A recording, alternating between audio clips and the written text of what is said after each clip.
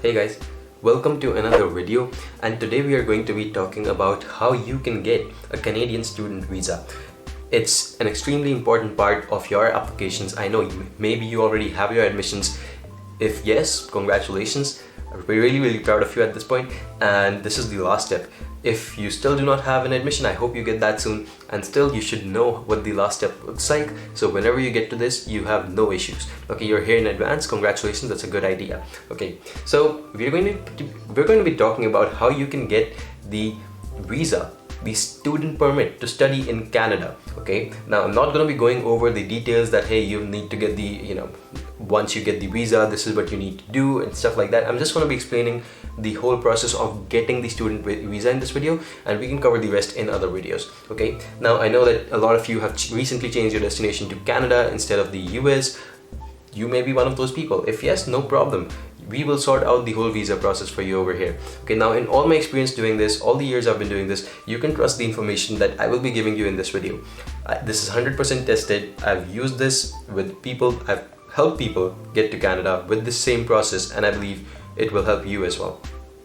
Great. So the first thing that we're going to be talking about is that, okay, we understand that we need a student permit, a study permit, and that's also similar to a temporary resident visa, but again the process is the same. You need to go on to the GIC website, that's the Citizenship and Immigration Canada website, and you can then start working through the process basically. Okay, so let me actually show you what it looks like.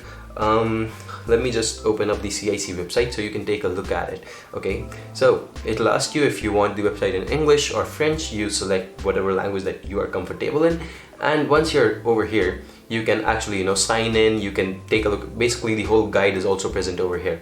Okay, you can also check out your application right over here. So it's a completely online process, just like you would sign up on a website. It's a very similar process. Sign up, submit the documents, and they would get back to you. Okay, so let me actually show you. If you want to sign in, you want to actually go through the process, you will need this GCKey account. Okay, you can easily sign up for one. You can just say sign in with GCKey, or basically once you even go over there, they will even tell you that you can create an account. So both options are valid and available to you. Over here it's taking a little bit of the time to open up. Okay, so you can see over here you can sign in with the username, password. You can even create an account by clicking on sign up. So it's an easy process. You can say I accept, you create your username. Okay, whatever username you want, you create your password after that, and you answer a few questions, just in case you need to recover your account later. Okay, so these are like security questions. Once you have your GCKey account, it's really a very simple form that you have to fill, and you will be able to sign up, and you will be able to go through the visa process. Okay, so I'm not going to be showing you that in this case. If you want that, just let me know under the basically in the comments below. Let me know that you will want me to actually make a video where I'm personally doing the process. It's a little bit of a longer process. It'll take at least 30 to 40 minutes just to show you what goes on over here, but if you are interested, I will do it for you. For now, I'll tell you the basic overview, which can seem complicated if you are a newbie. Okay, so please pay attention over here. Once you understand this, no one will be able to take this away from you, I promise you. Okay, just one time pay attention, and I'll take you from newbie to expert right over here. Okay, perfect.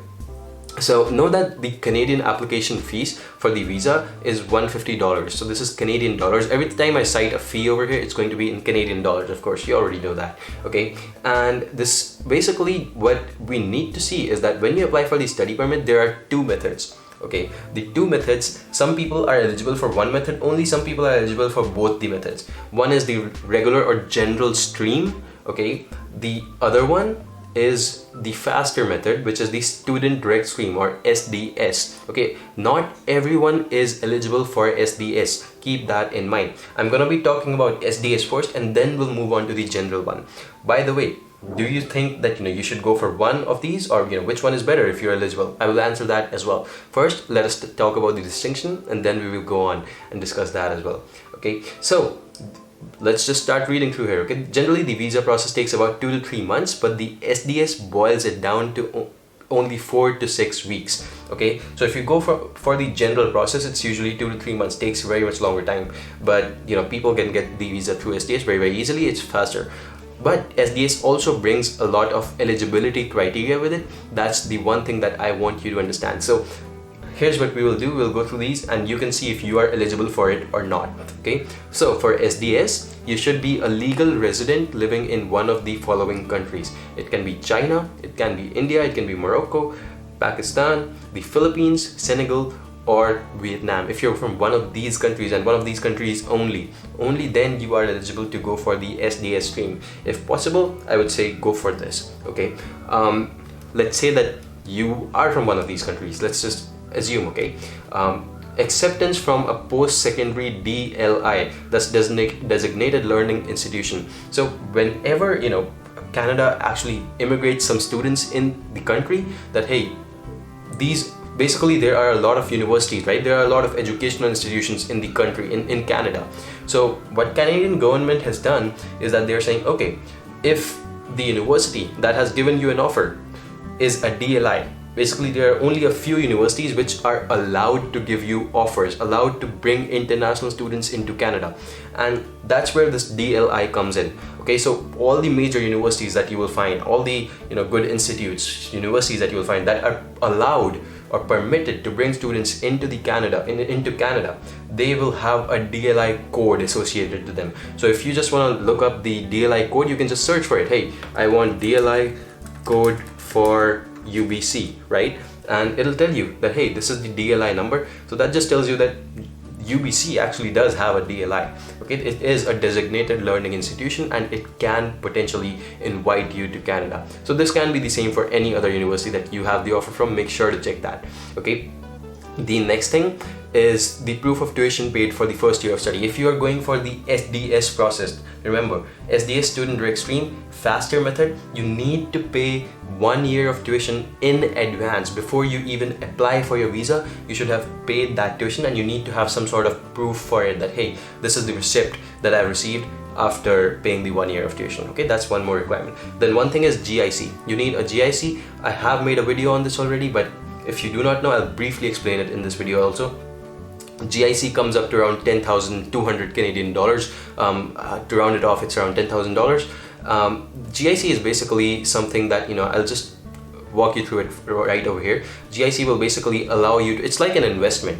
Okay, so you pay the money from your home country, it's around $10,200, and once you actually land up in Canada, you'll get $2,000 immediately in your account. Now that money is basically for your expenses, for your living expenses, for anything that you want to use it for. Okay, and upon reaching Canada, you get 2,000 of those immediately, and after that, the $8,000 that you've paid, that's paid to you every month as a living expense. So you get that money back. Of course, all the money that you are paying over here, $10,000, you will get that back. It's an investment, but it'll be given to you in the form of recurring monthly payments or so. Okay, so you're basically investing the money in China, and China is also gaining from it. They're gaining the interest, and you are basically getting the same amount of money back.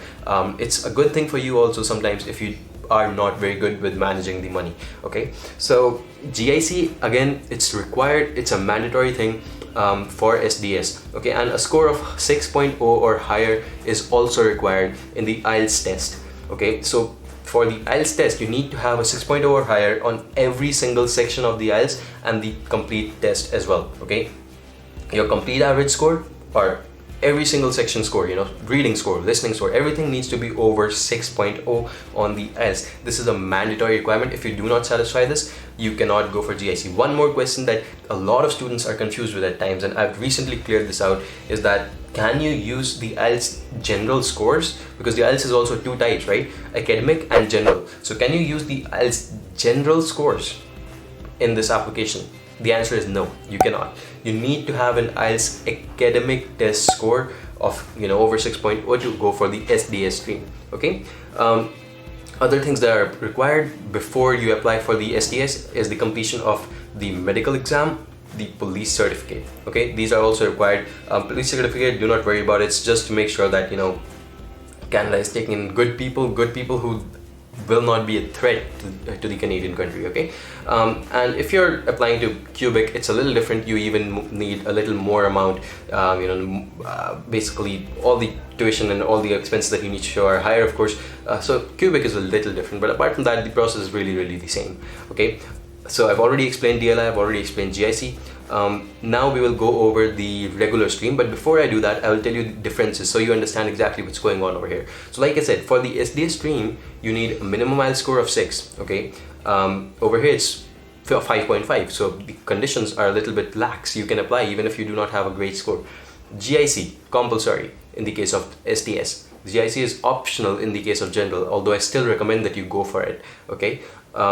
Next, the visa approval is received within 20 days itself. That's extremely fast. And over here in the general stream, it takes a minimum of 45 days, okay? Finally, you are required to pay the fees. That is, for 1 year, you need to pay the fees in advance before you apply for your visa in the SDS stream. You need to have the receipt. In the case of general stream, that is not the case, so you do not need to pay the fees, but yes, for 1 semester you should still pay, okay? So you only need to pay for 1 semester, that is the first semester. All right, with that, I will tell you about the details of the general stream. By the way, if you're going for SDS, there's a very easy way to remember what are the special things that are required. I call it the FIG method, FIG. The first is the F, that's the fees that you need to pay for 1 year of tuition, okay? Then the I is for IELTS. You need to have a 6.0 score, every single, I already explained that. And then the G for GIC. So the FIG method, easily remember if you are eligible for GIC, apart from the country requirements that GIC follows, that you need to be from one of these countries: China, India, Morocco, Pakistan, Philippines, Senegal, or Vietnam. Okay, finally we are going to briefly go over the general method. Everything is the same. There's really no difference over here. It's not a big deal, but the only thing is that the process is a little bit slower over here, okay? So the process is slow, but yes, the one thing that is good over here is that you do not need to pay 1 year's tuition in advance, okay? When you're submitting your financial documents, in both the cases you have to submit your financial documents. First off, let me tell you how much are the finances that you have to show. So you need to show your tuition fees, okay? Especially in the case of the general stream, because then you will not be paying it in advance. You will only be paying 1 year's tuition. So you need to show that you have the expenses. Even if you're not paying the 1 year tuition in the general stream, you need to show that you have the expenses. Basically, you have the money to actually pay for the program, pay for the degree that you're going for, right? So just to show that, you need to show financial statements. You can show bank statements, you can show fixed deposits, you can show other means of payment of tuition, okay, that you've already paid. Maybe you've already paid. You can show other supporting documents, such as you've received a scholarship, any sort of funding, you can show that, okay, or any other documents basically. And basically the point is that you need to show these proof of funds, and the amount you show is 1 year's tuition plus $10,000. That's a good way to actually give you the amount, okay? 1 year's tuition plus $10,000. Why $10,000? It's because that's your living expenses. If you're going to Cubic, it should be over $12,000, by the way. Okay, so 1 year's tuition plus $10,000 and you are good to go. That is the amount you need to show. Again, there's various ways to show it. Even your parents can fund you, of course, so you can show their bank statements as well. You can show that they're sponsoring you, okay? Apart from that, really, it's really about getting those documents in. And the general stream, the regular method, it's really, really important that you guys understand that, because it's something that we do not come across so often in the GIC, because we can just show the receipt over there and $10,000 of GIC. That just basically covers it. So by the way, you can still have GIC in the regular stream as well, okay? And apart from that, it's really the same, but the thing is that you do not need to have a medical certificate in advance. You do not need to have police certificate in advance. So things do not need to be here in advance, but you can still apply first, and then you can get those documents later on, and they will ask you for it, okay? So this was the whole process. This was the whole documentation required for the study visa. Again, like I said, all the documents that I talked about, all the proof, all the overview that I gave you, it has to be done right over here on your GCKey account. Once you log in, once you sign up, you will fill up the form. You will basically find that, hey, I am eligible for SDS or not, and then you will apply. You will upload the documents over here. I can even make a video doing that as well. Just let me know, okay? One more thing, if you want me to personally help you with your process, with your Canadian visa process, what you can do is you can just go on to wamgrad.com right over here. As soon as the website opens up, you can go into the services section and you can find that we have this visa interview and financial counseling service. You can just go on, choose your currency, opt for it, and you will see the payment amount and everything, and you can work directly with me. Okay, again, this is not mandatory. The purpose of this video was to explain what is the difference between GIC, between the two types of study permits, the SDS stream and the general stream. In the end, the permit is the same, but the methods are a bit different. Okay, apart from that, you can trust in this information. All the years I've been doing this has been true, and this has been the guideline. We have recently put it up for you in the form of a blog. You can go on and check it out. I will leave the link to this blog in the description of the video, so you can go ahead and do that. Apart from that, I hope it helps. If you are, by the way, just one more thing over here, quick thing, maybe some of you guys did not see my last video. If you're preparing for any test, IELTS, TOEFL, GRE, anything, and you want some study partners, you want to study together, we have recently built a forum. You can go onto the discussion section. You can actually see that other people are asking the questions, someone is answering these questions, so you can be a part of this. Okay, I hope this helps, and I will see you in the next one. Thank you so much for joining me. Subscribe to the channel if you like the effort, give me a thumbs up, and see you in the next one.